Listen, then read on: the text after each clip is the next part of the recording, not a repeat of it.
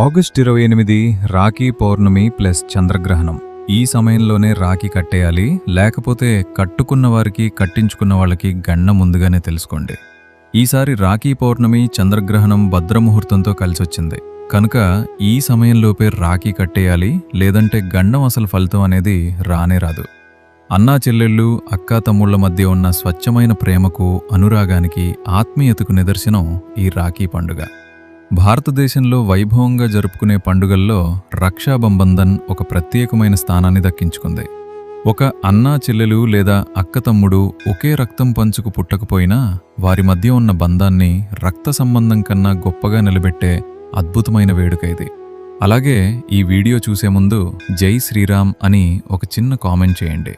చెల్లి తన అన్నకు లేదా తమ్ముడికి రాఖీ కడుతూ తన జీవితాంతం తోడుగా ఉంటూ రక్షణ కల్పించాలని మనసారా కోరుకుంటూ, అలాగే అన్న తన చెల్లికి ఎటువంటి కష్టం వచ్చినా తాను అండగా ఉంటానని భరోసా ఇస్తాడు.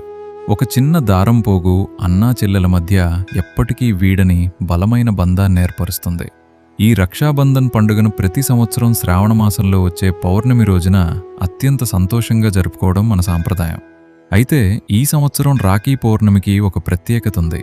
అదేమిటంటే ఈసారి రాఖీ పౌర్ణమి అనేది అటు చంద్రగ్రహణం ఇటు భద్రముహూర్తంతో కలిసొచ్చింది. కాబట్టి ఈ సమయంలో, అంటే ఎప్పుడు పడితే అప్పుడు రాఖీ అస్సలు కట్టకూడదు. ఈసారి ఎటువంటి గండాలు రాకుండా ఉండాలంటే ఖచ్చితంగా ఏ సమయంలో రాఖీ కట్టాలి అనే విషయాన్ని ఇప్పుడు ఈ వీడియోలో మనం తెలుసుకుందాం. ఈసారి మనకు శ్రావణ పౌర్ణమి తిథి అనేది 2 రోజుల పాటుంది. ఈసారి శ్రావణ పౌర్ణమి ఆగస్ట్ 27వ తేదీ గురువారం ఉదయం 9:08 ప్రారంభమై ఆగస్ట్ 28వ తేదీ శుక్రవారం ఉదయం 8:48 వరకు ఉంటుంది. మామూలుగా అయితే ఏ రోజైతే రాత్రిపూట పౌర్ణమి తిథి ఉంటుందో ఆ రోజునే పండుగ జరుపుకోవాలి. కాబట్టి మనం 27వ తేదీనే రాఖీ పౌర్ణమిని జరుపుకోవాలి. ఇక్కడే మనకు ఒక పెద్ద సమస్య వచ్చి పడింది. అదేమిటంటే ఆగస్ట్ 27వ తేదీన భద్రముహూర్తం ఉంది. అది కూడా కొద్దిసేపు కాదు, ఆ రోజంతా, అనగా ఉదయం 9:08 నుండి రాత్రి 9:32 వరకు ఈ భద్రముహూర్తం కొనసాగుతూనే ఉంది. జ్యోతిష్య శాస్త్రం ప్రకారం భద్రముహూర్తం అనేది శుభకార్యాలకు, ముఖ్యంగా రాఖీ కట్టే కార్యక్రమానికి అత్యంత అశుభకరమైన సమయం. శుభకార్యాలు భద్రముహూర్తంలో చేస్తే అశుభం కలుగుతుందని బ్రహ్మదేవుడు శాపం పెట్టాడు. భద్రముహూర్తంలోనే రావణుడికి అతని సోదరి రాఖీ కట్టడం వల్ల లంకాధిపతి నాశనమయ్యాడు. అందుకే ఈ భద్రముహూర్తంలో ఏ శుభకార్యం చేయరు. భద్రముహూర్తంలో రాఖీ కట్టడం నిషిద్ధం. అసలు ఎవరు ఈ భద్రమాత అని చాలామందికి సందేహం రావచ్చు. మన హిందూ పురాణాల ప్రకారం సూర్యదేవుడు కుమార్తె భద్రమాత. ఈవిడ ఛాయాదేవికి జన్మనిచ్చింది. అంటే శనిదేవుడికి ఈ భద్రమాత సోదరి. ఈమె ఆకారం చాలా భయంకరంగా ఉంటుంది. ఈమె అత్యంత నల్లగా పొడవైన జుట్టుతో, అత్యంత పొడవైన దంతాలతో ఉంటుంది. ఈమె శనిదేవుడి సోదరి. శని ప్రభావం కఠినంగా ఉంటుంది. అలాగే భద్రమాత కూడా స్వభావరీత్యా కఠినంగా ఉంటుంది. వీరి స్వభావాన్ని నియంత్రించేందుకు బ్రహ్మ తన పంచాంగంలో విశీకరణానికి స్థానం కల్పించాడు. భద్రమాత 3 లోకాల్లో ఉంటారని చెప్తారు. తాను నిత్యం 3 లోకాల్లో సంచరిస్తూ ఉంటుంది. భద్ర ఎక్కడుంటే అక్కడ శుభకార్యాలు అనేవి అస్సలు జరగవు. అందుకే భద్రకాలంలో శుభకార్యాలను వాయిదా వేస్తారు. ఎందుకంటే ఈ సమయంలో ఏం చేసినా ఫలితం వ్యతిరేకంగా వస్తుంది. ఈసారి ఆగస్ట్ 27న ఈ భద్రమాత భూలోకంలో ఉంటుంది. కనుక ఇందాక మనం చెప్పుకున్న టైంలో పొర్రపాటును కూడా రాఖీ కట్టకూడదు. కాబట్టి ఈ భద్రముహూర్తంలో పొర్రపాటును కూడా రాఖీ కట్టకూడదు. ఎవరైనా సరే ఏమీ కాదులే అని భద్రం కాలంలో రాఖీ కడితే అది కట్టిన సోదరికి మరియు దాన్ని కట్టించుకున్న సోదరుడికి కూడా తీవ్రమైన గండాలేర్పడతాయి. అలాగే ఊహించని కష్టాలు పాలవుతారని మన ధర్మశాస్త్రాల్లో చాలా స్పష్టంగా వివరించబడింది. అందుకే మీరు ఎట్టి పరిస్థితుల్లోనూ పొర్రపాటును కూడా 27వ తేదీన ఈ భద్రముహూర్తంలో ఉన్న సమయంలో రాఖీ అస్సలు కట్టకూడదు. పోనీ భద్రముహూర్తం వచ్చిన తర్వాత మిగిలిన పౌర్ణమితో రాఖీ కట్టుకోవచ్చు కదా అని మీకు సందేహం రావచ్చు. అంటే 27వ తేదీ రాత్రి 9:32 మధ్య నుండి 28వ తేదీ ఉదయం 9:48 వరకు పౌర్ణమి ఉంటుంది కదా, అప్పుడు కట్టొచ్చా అని అడిగితే ఖచ్చితంగా కట్టుకోవచ్చు. కానీ రాత్రి సమయంలో రాఖీ కట్టడం అనేది అంత శుభకరం కాదు. మన సాంప్రదాయం ప్రకారం పగటిపూట సూర్యోదయ సమయంలో జరుపుకునే పండగలే పవిత్రమైనవి. రాత్రివేళ అది భోజనాలు చేసి పడుకునే సమయంలో రాఖీ కట్టడం వల్ల సానుకూల ఫలితాలు రావు. కాబట్టి ఈరోజు అంటే ఆగస్టు 27 గురువారం రాత్రిని కూడా రాఖీ కట్టకుండా వదిలేయడం చాలా మంచిది. ఇక రాఖీ కట్టడానికి అసలైన శుభ సమయం ఏమిటంటే ఆగస్టు 28వ తేదీ సూర్యోదయం నుండి ఉదయం 9:48 లోపు మాత్రమే రాఖీ కట్టాలి. ఈరోజు సూర్యోదయ సమయం ఉదయం 5:05 కనుక 28వ తేదీ శుక్రవారం ఉదయం 5:05 నుండి ఉదయం 9:48 వరకు ఉన్న కాలమే రాఖీ కట్టడానికి అత్యంత శుభప్రదమైన శ్రేష్టమైన సమయం.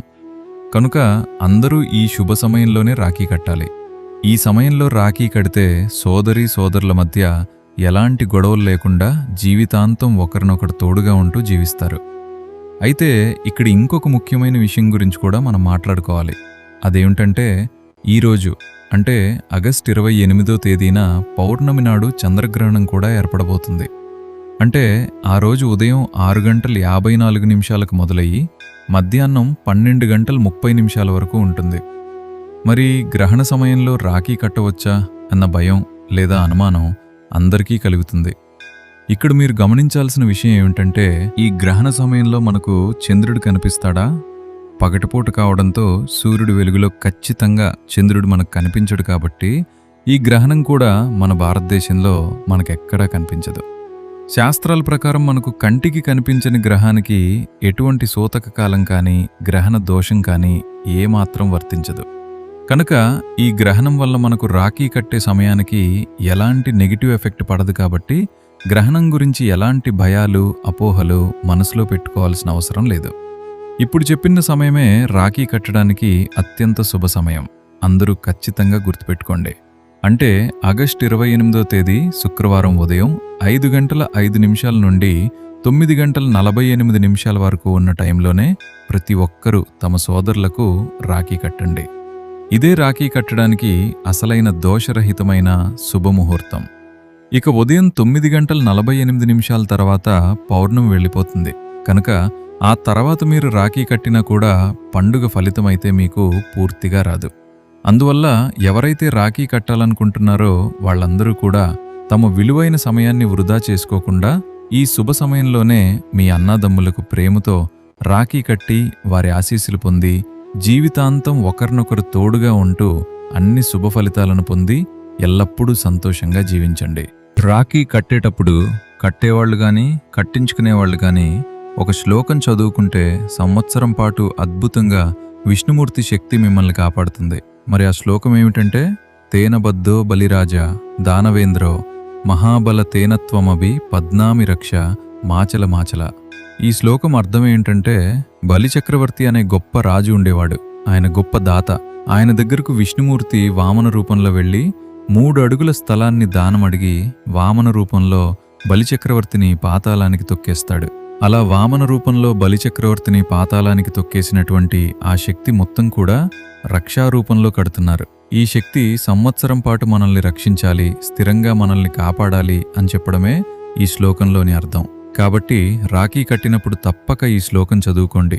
ఒకవేళ ఈ శ్లోకం చదవటం మీకు కాకపోతే రాఖీ కట్టేటప్పుడు ఓం వామన రూపాయ మహావిష్ణవే నమః అనే మంత్రాన్ని అనుకుంటూ రాఖీ కట్టండి. రక్షాబంధనం రోజు మీ చెల్లెలు గాని అక్క గాని రాఖీ కట్టాక బహుమతిగా ఇవ్వాలనుకుంటే ఏదైనా చిన్న బంగారం వస్తువు ఇవ్వండి. మొదటి ప్రాధాన్యత బంగారానికి ఇవ్వాలి. తర్వాత ధనం ఇవ్వచ్చు, లేదా వస్త్రాలు ఇవ్వచ్చు, అంటే చీర పెట్టవచ్చు. ఇలా మీ స్తోమతను బట్టి బంగారం కానీ డబ్బులు కానీ లేదా చీరను కానీ ఇవ్వాలి. కానీ పొర్రపాటున కూడా వెండి లేదా వెండి వస్తువులను అంటే వెండి కుంకుమ భరణి, వెండి పట్టీలు, వెండి గ్లాసులు, వెండి ప్లేట్లు ఇలాంటివి ఏవి కూడా ఇవ్వకూడదు. తెలియక వెండి వస్తువులను ఇస్తే సోదర సోదరీమణుల మధ్య విభేదాలు వస్తాయి. మంచిది కాదు, అరిష్టం. కనుక ఓపికన్నవారు బంగారం ఇవ్వండి, లేదా ధనం ఇవ్వండి, లేదా పసుపు కుంకుమలు పెట్టి చేరుకునివ్వండి. ఆ చీరల్లో కూడా నలుపు నీలం రంగులో ఉండే చీరలు కానీ జాకెట్ ముక్కలు కానీ ఇవ్వకూడదు. అంచున్న చీర మాత్రమే కొనివ్వండి. ఎందుకంటే అంచున్న వస్త్రం ఇస్తే ఇచ్చిన వారికి మరియు తీసుకున్న వారికి ఇద్దరికీ కూడా ఆయుష్ కలుగుతుంది. అలాగే చీరలిచ్చేటప్పుడు ఎడం భుజం మీద కండువా వేసుకునివ్వండి. ఎడం భుజం మీద కండువ లేకుండా ఎప్పుడూ కూడా వస్త్రదానం చేయకూడదు. కాబట్టి రాఖీ పౌర్ణమి రోజు వెండి వస్తువులను, నల్లరంగు బట్టలను, నీలం రంగు బట్టలు ఎట్టి పరిస్థితుల్లోనూ కూడా బహుమతిగా ఇవ్వవద్దు. కాబట్టి మేము చెప్పిన విధంగా అందరూ ఈ విషయాన్ని గుర్తుంచుకుని జాగ్రత్తపడి మేము చెప్పిన సమయంలో మీ కుటుంబంతో రాఖీ పండుగ జరుపుకుని సుఖ సంతోషాలతో హాయిగా జీవించండి. ఈ వీడియో గనుక మీకు నచ్చినట్లయితే ప్లీజ్ లైక్ చేసి మీ ఫ్రెండ్స్కి షేర్ చేయండి. అలాగే మా కొత్త వీడియోస్ మీకు వెంటనే చేరాలంటే మా ఛానల్ని సబ్స్క్రైబ్ చేసుకుని పక్కనే ఉన్నటువంటి బెల్ ఐకాన్ని ప్రెస్ చేయండి. ధన్యవాదములు.